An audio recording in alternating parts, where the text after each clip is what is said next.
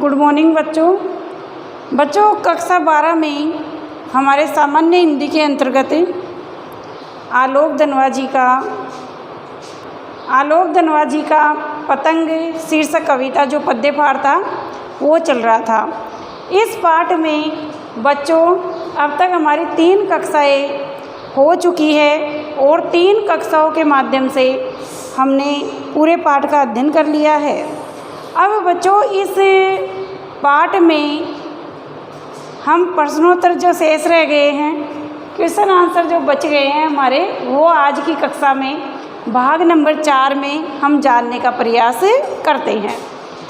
बच्चों आपकी पाठ्य पुस्तक में जो पद्य पाठ था उसमें 3 पैराग्राफ थे, 3 पद्यांश थे और तीनों ही पद्यांशों से हमारे जो क्वेश्चन हैं वो इसमें बने हुए हैं। तो इसमें भाग नंबर 4 की आज की कक्षा में हम प्रश्नोत्तर सॉल्व करते हैं।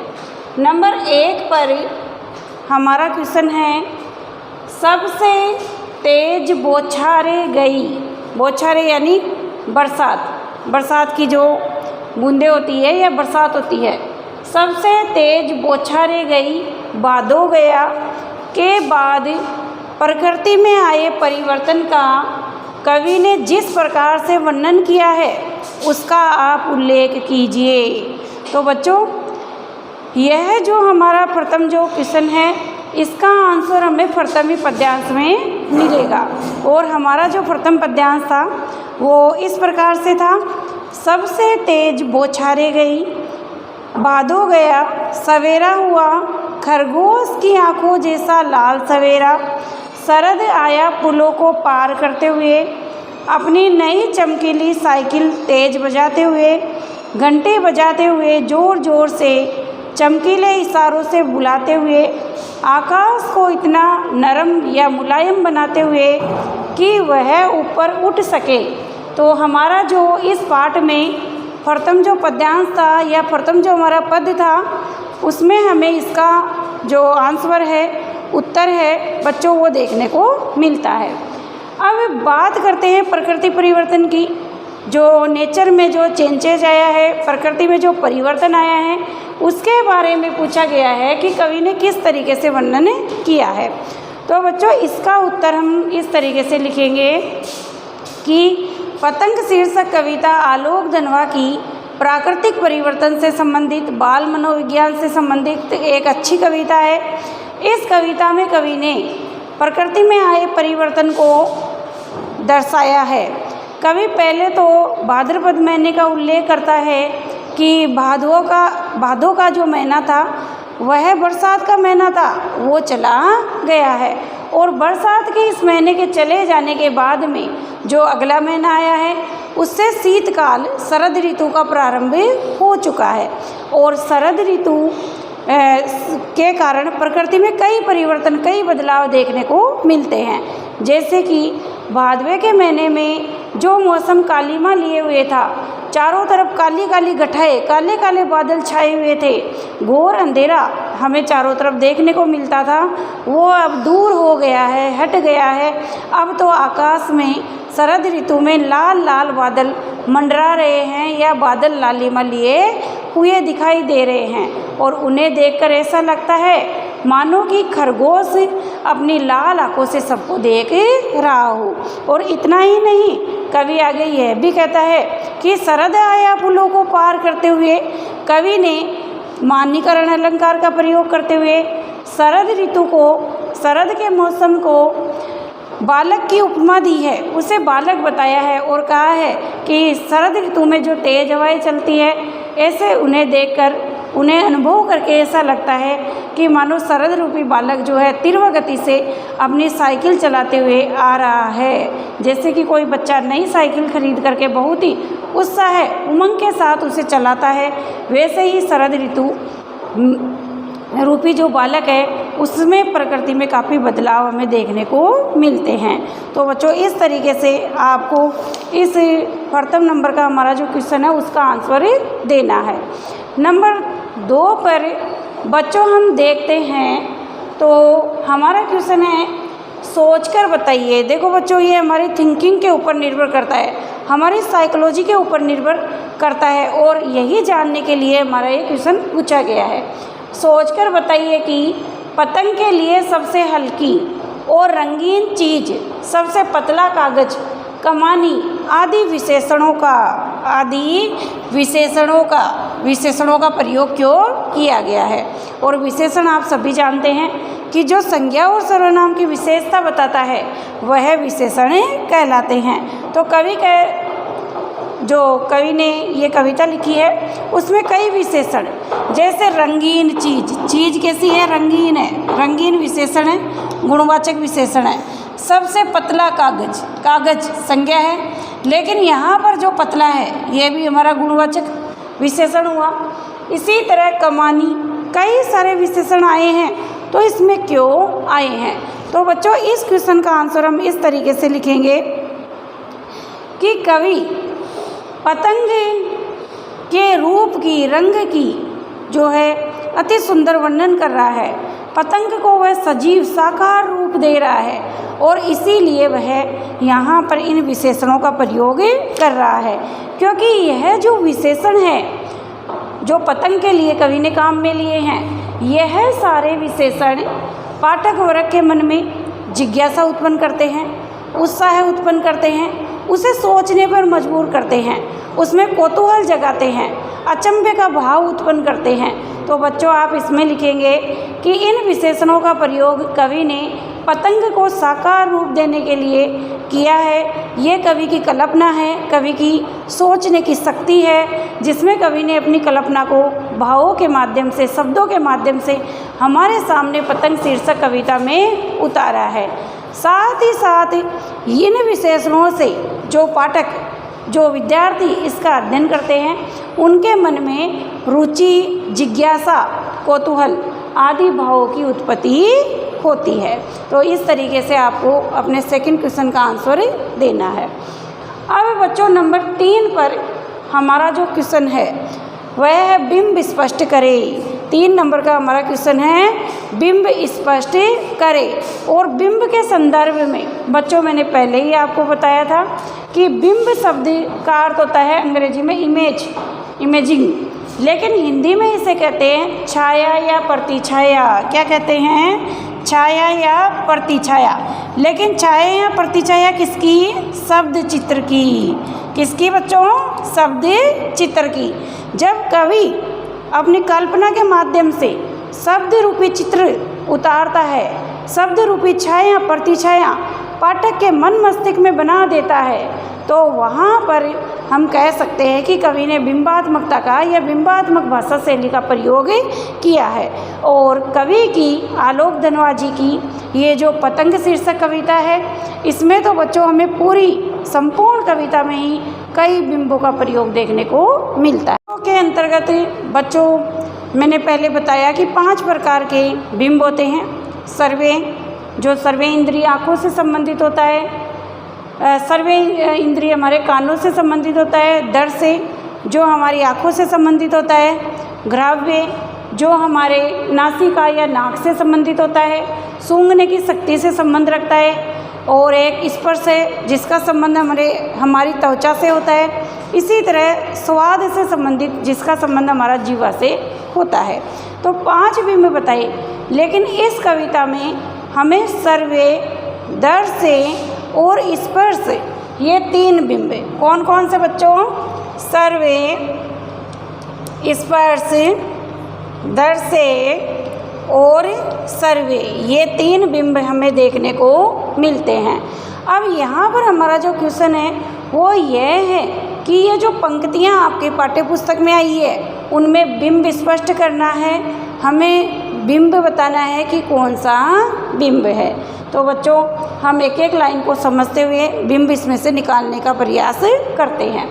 सबसे तेज बौछारे गई भादो गया। नंबर 1 पंक्ति जो है उसमें पूछा गया है बिंब बताइए। लाइन है, सबसे तेज बौछारे गई भादो गया, भादो गया। अब यहाँ पर देखो बच्चों, बौछारे, बौछारे का अर्थ होता है बरसात होने से। बरसात होने से बौछार शब्द संबंधित रखता है या संबंध रखता है। अब भादो गया, भादो का अर्थ है भादवे का या भाद्रपद का महीना। तो हमें इस पंक्ति से समझ में आता है कि कवि कह रहा है कि भाद्रपद का जो महीना था जिसमें तेज बरसात होती थी वह अब चला गया है, परिणाम स्वरूप बरसात होना बंद हो गया है। लेकिन बच्चों इस पंक्ति को जैसे ही हम रीड करते हैं, जैसे ही हम पढ़ते हैं तो तुरंत हमारी आंखों के सामने भादवे का महीना या बरसात का जो सीन है, दृश्य है, वो उभर कर सामने आ जाता है। जैसे कि सबसे तेज बौछारें गई भादो गया, तो बरसात का जो दृश्य हमारी आंखों के सामने आता है, हमारे मन मस्तिष्क में बरसात होने की एक छवि सी बन जाती है, तो हमारा यहाँ पर बिंब होगा दृश्य बिंब, क्योंकि हम बरसात को अपनी आंखों से देखते हैं और जब जो आंखों से देखते हैं और जिसका संबंध दृश्य इंद्री से होगा तो वहाँ ऑटोमेटिक अपने आप ही दृश्य बिंब बन जाएगा। तो प्रथम लाइन में हमारा जो बिंब है सबसे तेज बौछारें गई भादो गया दृश्य बिंब है। दूसरा है सवेरा हुआ खरगोश की आंखों जैसा लाल सवेरा हुआ। अब यहाँ पर कवि कह रहा है कि भाद्रपद का महीना चला गया है और उसके बाद में जो मौसम आया है शरद ऋतु का आगमन हो चुका है, और शरद ऋतु के आगमन के कारण प्रकृति में काफ़ी सारे अनेक बदलाव या परिवर्तन देखने को मिलते हैं। तो जो सवेरा हुआ है शरद ऋतु में, जो सवेरा हुआ है, जो प्रातःकाल हुआ है, उसे देखकर ऐसा लगता है कि खरगोश की आंखों जैसा लाल सवेरा। यहाँ पर अलंकार तो बच्चों उपमा अलंकार है, क्योंकि तुलना की गई है, उपमा दी गई है, लेकिन यहाँ पर जो सवेरा हुआ है उसके बारे में कहा गया है लाल सवेरा। और कैसा सवेरा? खरगोश की आंखों जैसा, क्योंकि भाद्रपद के महीने के बाद में काले बादल छट गए हैं, शरद ऋतु आ गई है और आकाश में लाल लाल बादल चारों तरफ छा गए हैं। तो जो सवेरा हुआ है, जो प्रातःकालीन दृश्य है, वो लाल लाल है। अब बच्चों प्रातःकाल हम उठते हैं, अपनी आँखों से जो है प्रातःकालीन दृश्य देखते हैं, मौसम देखते हैं, चारों तरफ का वातावरण देखते हैं, तो उसमें भी हमारी दृश्य इंद्रिय ही काम करती है। तो कवि जब कहता है कि शरद ऋतु में ऐसा सवेरा हुआ है जैसे कि मानो खरगोश की लाल लाल आंखें हो, वैसे लालिमा लिए बादल दिखाई देते हैं, तो इसके यहाँ पर जो छवि बनती है हमारे मन मस्तिष्क में, जो दृश्य उभरता है, वो उसी के कारण यहाँ पर जो हमारा बिंब होगा वो भी हमारा यहाँ पर दृश्य बिंब ही होगा। तो इसमें भी बच्चों आप लिखेंगे कवि ने इसमें दृश्य बिंब का प्रयोग किया है। इसके बाद में नंबर 3 पर हमारी जो पंक्ति है, शरद आया पुलों को पार करते हुए, शरद को बच्चे का रूप दिया है, पुलों को पार करते हुए, घंटी बजाते हुए। अब देखो बच्चों कह दिया कि एक बच्चा साइकिल पर बैठ करके चला जा रहा है, तीव्र गति से आ रहा है, तो ऐसा लग रहा है कि शरद रूपी बालक जो है वह पुलों को पार कर रहा है और उसके पास में नई नई साइकिल है जिससे वो घंटी बजाते हुए चल रहा है। अब बच्चों घंटी जो है बजेगी तो उससे साउंड निकलेगा, ध्वनि निकलेगी, और वो ध्वनि हम अपने कानों के माध्यम से सुनेंगे। तो जब कर्णेंद्र के माध्यम से हम सुनेंगे या ध्वनि को, आवाज़ को सुनने के लिए हम कान को काम में लेंगे, कर्णेंद्र को काम में लेंगे, तो वहाँ पर जो हमारा बिंब बनेगा वो सर्वे बिंब बनेगा। क्योंकि कवि कहता है घंटी बजाते हुए, कवि ने तो मात्र शब्द लिखा, लेकिन इस शब्द चित्र से हमारे मन मस्तिष्क में, मानस में ऐसा चित्र उभर कर सामने आया, हमें ऐसा अनुभूत हुआ कि मानो वास्तव में सही में घंटी बज रही हो और उसकी आवाज़ हमारे कानों में गूंज रही हो। परिणाम स्वरूप घंटी का बजना ध्वन्यात्मक है, ध्वनि इससे उत्पन्न हो रही है, परिणाम स्वरूप हमारा यहाँ पर जो बिंब होगा वो सर्वे बिंब होगा। तो आप इसमें लिखेंगे यहाँ पर कवि ने सर्वे बिंब का प्रयोग किया है। फिर इसके बाद में नंबर 4 पर है चमकीले इशारों से बुलाते हुए, आकाश को मुलायम बनाते हुए। तो बच्चों आकाश को मुलायम, मुलायम शब्द जहाँ पर भी आ जाता है, नरम, कोमल, कठोर, मुलायम, ये कई शब्द आ जाते हैं, तो इनका संबंध हमारी त्वचा से होता है। क्योंकि जब स्पर्श करके देखते हैं, टच करके देखते हैं, तभी पता चलता है कि वस्तु नरम है, कोमल है या कठोर है। तो यहाँ पर मुलायम शब्द हमें कोमलता का आभास दे रहा है, तो इसका संबंध हमारी त्वचा से है। परिणाम स्वरूप हमारा यहाँ पर जो बिंब बनेगा वो बिंब होगा हमारा स्पर्श बिंब। वो बिंब क्या होगा? हमारा स्पर्श बिंब होगा, क्योंकि इसका संबंध हमारी त्वचा से है। तो इस तरीके से आप बिंब इसमें से लिखेंगे। इसके बाद में अगला क्वेश्चन हम देखते हैं। तो कवि ने की जो पंक्ति उठाई है उससे संबंधित एक क्वेश्चन है। जन्म से ही साथ लाते हैं कपास। तो कपास बच्चे जन्म से ही साथ लाते हैं, कवि ने ऐसा क्यों कहा है?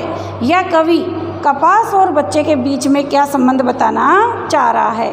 तो बच्चों इसमें आप लिखेंगे कि पतंग शीर्षक कविता में कवि ने जन्म से ही कपास साथ लाते हैं कपास ऐसा इसलिए कहा है कि बच्चे न केवल हृदय से कोमल होते हैं, बल्कि उनका शरीर, उनके हाथ पैरों के तलवे सब कोमल और मुलायम होते हैं, और इतने मुलायम होते हैं जितने की कपास मुलायम होती है। तो बच्चों की जो कोमलता है, शरीर की जो कोमलता है, उसकी तुलना कवि ने कपास से की है। तो यहाँ पर कवि ने कपास शब्द का प्रयोग किया है। इसके बाद में बच्चों 5 नंबर पर आपका क्वेश्चन है, पतंगों के साथ साथ वे भी उड़ रहे हैं, बच्चों का उड़ान से कैसा संबंध है? तो बच्चों का उड़ान से जो संबंध है उसके बारे में आप लिखेंगे कि वो स्वच्छंद होकर, बिना किसी चिंता के, बेसुध होकर, पूर्णतः लापरवाह ढंग से, निष्फिक्र होकर वो पतंग आकाश में, छत में उड़ाते हैं, और उड़ाते हैं तो वो बेसुध हो जाते हैं, किसी की चिंता नहीं करते हैं। न तो वो खतरनाक ऊंचाइयों का ध्यान रखते हैं, न वो गिरने का ध्यान रखते हैं, न चोट लगने का ध्यान रखते हैं। वह तो पतंग के तरंगों के समान बहुत ही उत्साह से, बहुत ही प्रेम से, स्वच्छंद होकर जो पतंग उड़ाते हैं, उससे यही लगता है कि मानो वो पतंग के साथ साथ बच्चे भी उड़ रहे हो। आगे हमारा 6 नंबर पर जो बच्चों क्वेश्चन है उसमें लिखा गया है, निम्नलिखित पंक्तियों को देखकर अध्ययन कर उनके उत्तर दीजिए। छतों को भी नरम बनाते हुए, दिशाओं को मृदंग की तरह बजाते हुए। तो इसमें कवि क्या कह रहा है? इसमें कवि बच्चों ये कहना चाह रहा है कि बच्चे जब छत पर पतंग उड़ाते हैं, उछल कूद करते हैं, तो उनके पैरों की पदचाप, उनके कदम ताल जो छत को स्पर्श करते हैं, उन्हें देखकर ऐसा लगता है कि मानो मृदंग बज रहा हो, चारों तरफ मृदंग की ध्वनि गूंज रही हो। इसके बाद में दूसरी लाइन है, अगर वे कभी गिरते हैं छतों के किनारों से तो बच जाते हैं और निडर होकर सुनहले सूरज के सामने आते हैं। तो बच्चों कवि ने ऐसा इसलिए लगा है कि वो पहली बात तो गिरते ही नहीं हैं, पतंग की डोर उन्हें थाम लेती है, लेकिन अगर गिर जाते हैं, चोट लग जाती है, तो वो निराश होकर नहीं बैठते, वो पुनः क्रियाशील होते हैं, फिर से जो है अपना ध्यान रखते हुए पतंग उड़ाने लग जाते हैं। कि जिस प्रकार सूर्य अस्त होता है और प्रातःकाल वो नई लालिमा के साथ, नए उत्साह के साथ, नए किरणों के साथ, नए प्रकाश के साथ वो उदित होता है, जो कि उसकी क्रियाशीलता का, उसके एक्टिव होने का प्रतीक है, वैसा ही जो है बच्चे नए रूप में उभर कर सामने आते हैं कि चोट लगने के बाद में भी वो चुप नहीं बैठते, निष्क्रिय नहीं होते, बल्कि और अधिक उत्साह से वो कार्य करते हैं, अपनी पतंगें उड़ाते हैं। तो इस तरीके से बच्चों आपके जो पाठ्य पुस्तक के क्वेश्चन आंसर थे वो हमने देखे। इसके अतिरिक्त बच्चों इसमें कई अनेक क्वेश्चन भी बन रहे हैं जो पद्यांशों में से ही हैं। जैसे पतंग शीर्षक कविता का प्रतिपाद का अर्थ होता है उद्देश्य, अपने शब्दों में लिखिए। तो पतंग शीर्षक कविता का जो उद्देश्य है वो कवि का यही उद्देश्य रहा है कि एक तरफ तो प्रकृति में परिवर्तन, दूसरी तरफ बाल मनोविज्ञान की झांकी प्रस्तुत करना। तो पूरे पद्यांश को पढ़कर आप आंसर दे सकते हैं। नंबर 2 पर हमारा एक क्वेश्चन यह भी इनमें से आ सकता है, शरद ऋतु की विशेषता का वर्णन कीजिए।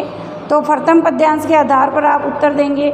इस तरीके से बच्चों कई सारे क्वेश्चन इसमें से बन रहे हैं। अतः आपकी जो ये 3 कक्षाएँ हुई हैं उनके वीडियो कक्षाओं को अच्छी तरीके से देख करके आप अध्ययन करेंगे और आज की कक्षा में जो प्रश्नोत्तर कराए गए हैं उन्हें आप अपने हिंदी के रजिस्टर में नोट डाउन करके याद करेंगे।